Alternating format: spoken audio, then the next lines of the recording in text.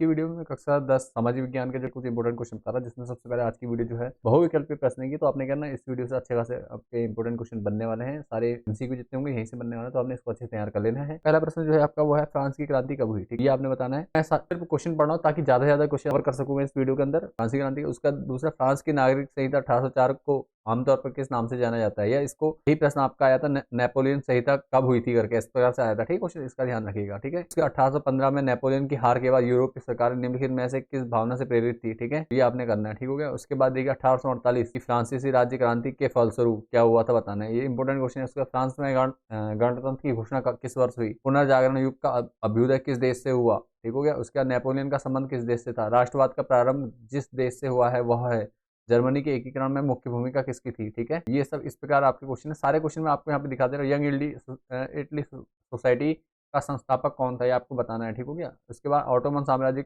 से क्या तात्पर्य है, इंपॉर्टेंट है। इटली का एकीकरण किसके नेतृत्व में किया था, ठीक है। नेपोलियन की संहिता का निर्माण कब हुआ था, देखिए क्वेश्चन सेम आ गया जैसा मैंने बताया था, ठीक है। तो इस प्रकार से आपने इन क्वेश्चन को तैयार कर लेना। सारे वीडियो मैं आपको दिखा दे रहा हूँ। बाकी जिन बच्चों को अच्छा स्कोर करना है वो क्या कर सकते हैं, पीडीएफ को परचेज कर सकते हैं। नीचे नंबर दिखाई दे रहा है, इस नंबर पर व्हाट्सएप करिए। जब परचेज करनी हो तभी इस नंबर पर व्हाट्सएप कीजिए बेटा, ठीक। तो चलिए अगला क्वेश्चन है, फ्रांस की 1804 की नागरिक संहिता को प्राय कहा जाता है, क्या नाम से जाना जाता है, ठीक, किस नाम से जानता है, प्राय कहा जाता है, क्या कहा जाता है बताना आपको। जैकब बिन दल का संबंध था, ठीक है। फ्रांसीसी क्रांति का झंडा कितने रंग का चुना गया था, ये बताना आपको, ठीक हो गया। उसके बाद जिउसेपी मैसेनी था, कौन था बताना है आपको, ये क्वेश्चन इंपॉर्टेंट रहने वाला है। उसके बाद जर्मन ब्लू का किसका प्रतीक है, ये भी आपको इंपॉर्टेंट है, ठीक है। आगे बढ़ते हैं, इसी के साथ कुछ और क्वेश्चन ले लेते हैं। जालवेना नामक शुल्क संघ की स्थापना कब हुई थी और वियना सम्मेलन आयोजित किया गया था, कब हुआ था ये बताना है। यूनानी स्वतंत्रता के लिए संघर्ष आरंभ हुआ था। सभी के आंसर आपको पीडीएफ में मिल जाता है, ठीक है। तो यहाँ से आपने करना अच्छे से देख लेना आंसर। आगे बढ़ते हैं, इसके बाद वंदे मातरम गीत के लेखक कौन थे, इंपॉर्टेंट है। भारत में राष्ट्रवादी लोकगीतों और जनश्रुतियों को इकट्ठा करने के लिए गाँव गांव क्यों घूमे, ठीक है। भारतीय राष्ट्रीय कांग्रेस की स्थापना कब हुई, इंपॉर्टेंट क्वेश्चन आपका ये भी। इसके बाद देखिए क्या हिंद स्वराज नामक पुस्तक इसके लेखक कौन थे, ये आपको बताना है। महात्मा गांधी दक्षिण अफ्रीका से भारत कब लौटे, ये आपको बताना है बेटा, ठीक है। इसके बाद देखिए आगे चौरा चौरी कांड किस वर्ष को हुआ, ये दो आपके महात्मा गांधी दक्षिण अफ्रीका से कब लौटे और चौरा चौरी कांड कब हुआ, ये जरूर इसमें से एक टॉपिक आपका आपके बोर्ड एग्जाम में देखने को जरूर मिलने वाला है, ठीक है। उसको अच्छे से तैयार कर लेना। इसका अछूतों को हरिजन यानी ईश्वर की संतान किसने बताया था, ये बताना आपको। सत्याग्रह क्या है आपको बताना है। उसके बाद रॉलेट एक्ट कब पारित हुआ, ये आपको करना है, इंपॉर्टेंट है, ठीक है बेटा। इसके बाद आगे देखिए गांधी इरविन समझौता कब हुआ था, क्लियर हो गया। और महात्मा गांधी के असहयोग आंदोलन का कब आरंभ किया, ठीक है। गांधी जी ने असहयोग आंदोलन कब आरंभ किया, ये भी आपको नोट कर लेना, ठीक है। अब एक बात ये है कि कई बच्चे क्या करते हैं, पीडीएफ पढ़ते नहीं है, वीडियो को देखते नहीं कंप्लीट, और पीडीएफ पढ़ते नहीं है, उसके बाद कमेंट करते हैं कि सर पेपर में पढ़ा हुआ कुछ नहीं आया। तो बेटा जब तक पढ़ेंगे नहीं आप लोग, तब तक क्या कहते हैं, आपको कैसे पता चलेगा कि पढ़ा हुआ आया या नहीं आया करके। पहले जो चीज़ बताई जा रही है, जो चीज़ कराई जा रही है, उसको कंप्लीट कीजिए, उसके बाद ही क्या होगा कि आप लोगों को पता चलता है कि हाँ भाई इतने परसेंट आज जितना बोल रहा हूँ उतना परसेंट 100% आता है आप लोगों का।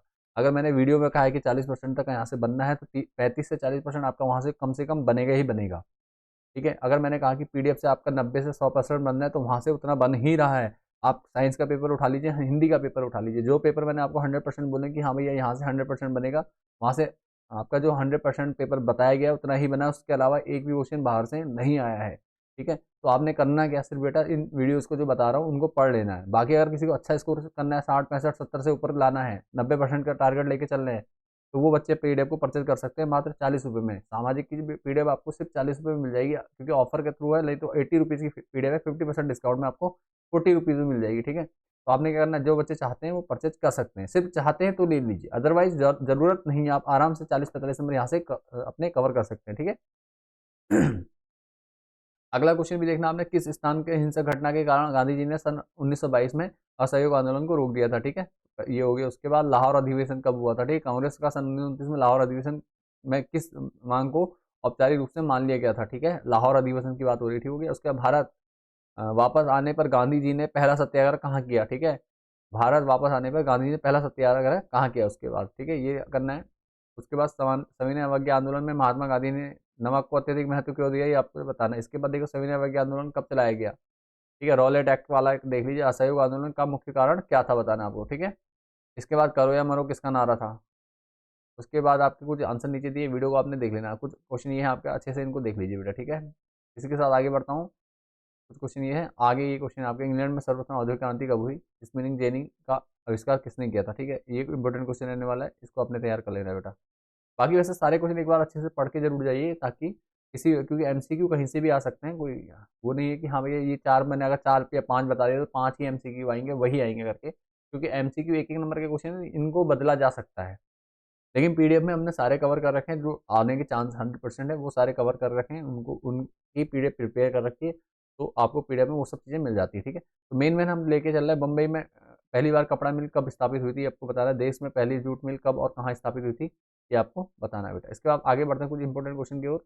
ठीक है, चीन में इटली का वुड ब्लॉक वाली छपाई की तकनीक लेकर कौन आया था। ठीक है, उसके बाद देखिए आधुनिक छापे खाने का आविष्कार किसने किया। ठीक है, किसके छपे हुए लेखों के कारण यूरोप में धर्म सुधार आंदोलन शुरू हुआ था।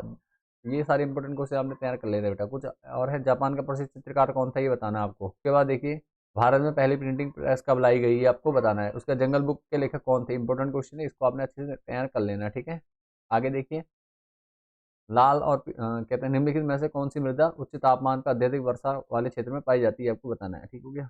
आगे लोहा किस प्रकार का संसाधन है। ठीक है, ज्वारी ऊर्जा निम्नलिखित में से किस प्रकार का संसाधन है, ये आपको बताना है। इसके अलावा आगे और इंपॉर्टेंट क्वेश्चन ले लेते हैं, सारे मेन में ले रहा हूँ ताकि आपको क्या वीडियो कम टाइम में ज़्यादा से ज़्यादा वीडियो मिल सके। ठीक है, ज्वारी ऊर्जा निम्नलिखित में किस प्रकार का संसाधन है। ठीक है, यहाँ तक समझ में आ रहा होगा आप लोगों को। तो आप लोगों से रिक्वेस्ट ये है कि वीडियो को पूरा देखा करें, और वीडियो को देखने के बाद उसकी प्रैक्टिस जरूर कर लिया करें एक बार। ठीक है, ताकि आप लोगों को चीज़ें अच्छे से समझ में आए और आप अच्छे से अपनी बोर्ड की तैयारी कर सकें और बोर्ड में एग्जाम अच्छे से जाए आपका। ठीक है, चलिए इनमें से किस राज्य में काली मृदा पाई जाती है, आपको बताना है। ओके, आगे बढ़ते हैं। उसके बाद लाल पीली मिट्टी पाई जाती है, कहाँ पाई जाती है अपने बताना है। इसके बाद निम्नलिखित में से कौन सी लुप्त जाती है, आपको बताना है। भारत के जिस राज्य में स्थायी वनों के अंतर्गत सबसे अधिक क्षेत्र है वह बताना है कौन सा है। ठीक है, चिपको आंदोलन का संबंध किससे है, आपको बताना है। ठीक है, वन्य जीव अधिनियम किस वर्ष लागू हुआ, इंपॉर्टेंट क्वेश्चन है, इसको अच्छे से तैयार कर लीजिएगा। निम्नलिखित में से कौन सा प्रजाति संकटग्रस्त है, आपको बताना है उसके बाद। ठीक है, तो ये क्वेश्चन आपने देखने। उसके बाद कुछ और क्वेश्चन आपके, वन्य जीवों की सुरक्षा हेतु अधिनियम किस वर्ष लागू किया है, आपको बताना है। आंसर दिए हुए हैं। ठीक है, इसमें आपके एक एक नंबर के क्वेश्चन भी, आपके सारे जितने भी एक नंबर के क्वेश्चन आते हैं एक नंबर में, वो हमने कवर कर रखे हैं। ठीक है, सुंदरवन राष्ट्रीय उद्यान किस राज्य में है, आपको बताना है। ठीक है, सुंदरवन कहाँ है, पश्चिम बंगाल में, आपको ध्यान रखना है। ठीक है, विनोबा भावे ने कौन सा आंदोलन चलाया था, आपको बताना है उसके बाद। ठीक है, कितनी पादप प्रजातियां विलुप्त मान ली गई हैं। ठीक है, जल के नवीनीकरण और पुनर्भरण को सुनिश्चित करने वाला प्रक्रम है कौन सा, बताना है। निम्नलिखित में से कौन सा अलवणीय जल प्राप्ति का स्रोत है, बताना आपको। धरातल पर जल की कमी का कारण है, बताना है आपको। सतलज व्यास नदी बेसिन पर निर्मित बहुउद्देशीय परियोजना है, बताना आपको। ठीक है, इसी प्रकार आपने और कुछ क्वेश्चन देख लेने। बहुउद्देशीय परियोजना का मुख्य उद्देश्य क्या है, आपको बताना है इसमें। ये आप लोगों ने अच्छे तैयार कर लेंगे। कुछ और बता देता हूँ। एक ये आपका निम्नलिखित में से किस प्रांत में सीढ़ीदार सोपानी खेती की जाती है, इंपॉर्टेंट क्वेश्चन है। एक ये आपका निम्नलिखित में से किस नदी पर सागर सरोवर बांध बनाया हुआ है। तो ये सारी पीडीएफ आपके लिए इंपॉर्टेंट क्वेश्चन की एक, इनमें से कौन सी एक रेशेदार फसल है। उसके अलावा आपका है भारत में प्रमुख चाय उत्पादक राज्य कौन सा है। ठीक है, ज़्यादा लंबा ना करते वीडियो को शॉर्ट में करेंगे ताकि ज़्यादा से ज़्यादा क्या हो क्वेश्चन हल आप लोग समझ पाएँ। ठीक है, आप अपनी तैयारी कर सकें। निम्नलिखित में से कौन सा खनिज अपक्षयी पदार्थ के अवशिष्ट भार को त्यागता हुआ चट्टानों के अपघटन से बनता है। ठीक है, उसके बाद झारखंड में स्थित कोडरमा निम्नलिखित में से किस खनिज का अग्रणी उत्पादक है, आपको बताना है। आगे देखिए निम्नलिखित चट्टानों में से किस चट्टान के स्तरों में खनिजों का निक्षेपण और संचयन होता है। मोनोजाइट रेत में निम्नलिखित में से कौन सा खनिज पाया जाता है, ये आपको बताना है अपने। ठीक है, सबको उत्तर दिए हुए हैं। आप इजीली जो बच्चे पीडीएफ देख रहे हैं पीडीएफ से परचेज करेंगे तो पीडीएफ में आपको आंसर मिल जाएगा। ठीक है, विभिन्न खनिजों के योग से बनी चट्टानों से निर्मित है। ठीक है, कौन है बताना आपको, उत्तर नीचे दिए हुए हैं। इसके बाद देखिए इंपॉर्टेंट क्वेश्चन, निम्नलिखित में से कौन सा उद्योग चूना पत्थर को कच्चे माल के रूप में प्रयोग करता है। ठीक है, एक दो और इंपॉर्टेंट क्वेश्चन ले लेते हैं, और ये है आपका। ठीक है, श्रीलंका का सबसे प्रमुख सामाजिक समूह कौन सा है, बताना आपने। श्रीलंका कब स्वतंत्र हुआ था, ये भी आपको बताना है। श्रीलंका में सिंहली को एकमात्र भाषा कब घोषित किया, ये आपको बताना है।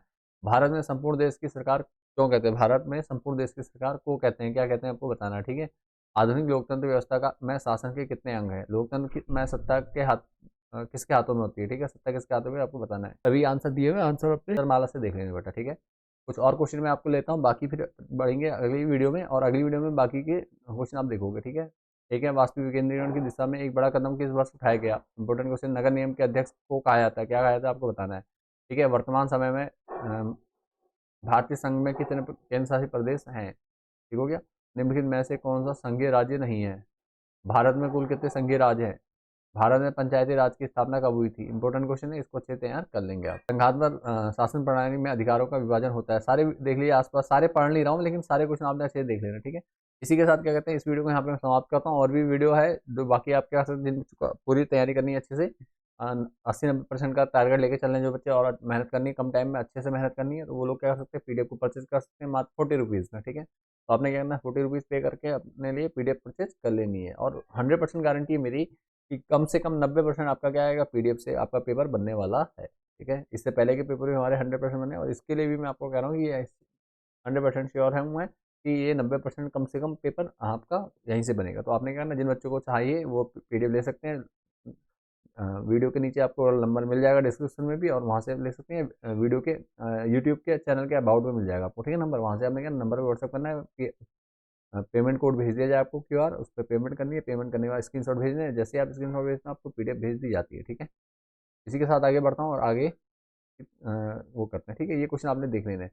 तो चलिए मिलते हैं नेक्स्ट वीडियो में, तब तक के लिए बाय एंड टेक केयर। और उम्मीद करता हूँ आप लोगों की तैयारी अच्छी चल रही है, और सब कुछ समझ में आ चुका है आप लोगों को, और इसीलिए आप लोगों को ढेर सारी शुभकामनाएं बोर्ड एग्जाम के लिए, ठीक है।